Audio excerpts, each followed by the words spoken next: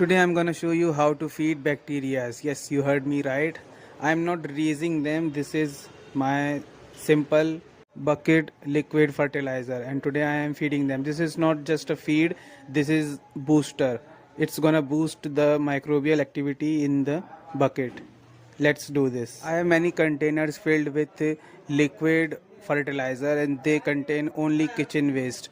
I have been preparing them from months and they are actually probably 6 months old. I have kept them loosely covered and now since I'm gonna use them I need to boost the microbial activity because it's just beginning of the summer and in winter the microbial activity goes dormant and most of the bacteria die due to low temperature. In order to increase the bacteria production, I am going to provide them energy in a form of molasses. I am gonna use this molasses, and if you already know this, you can just skip the shot.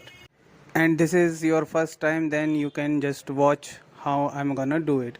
First of all, I'm gonna put this jaggery blocks into a small bucket and I'm then gonna put water. I'm gonna mix them thoroughly and dilute them. I cannot directly use uh, hard blocks. It would be difficult to break down in the bucket, so it is better for me to break it down and dilute in water before adding to the fertilizer containers. The water and jaggery ratio in this bucket is, it can be vary. You don't have to be fixed, and you can find the worst quality jaggery to use in your fertilizer because bacteria doesn't mind if you give them a poor quality. Molasses booster. If you are using thick molasses paste, you can dilute it with water and mix in your liquid fertilizer container. I am done mixing. Now I'm gonna pour this liquid into my fertilizer containers.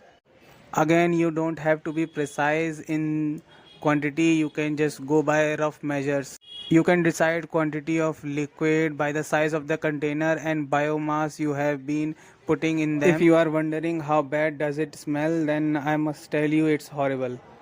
But if you want fertilizer and want it cheap, then you have to deal with it.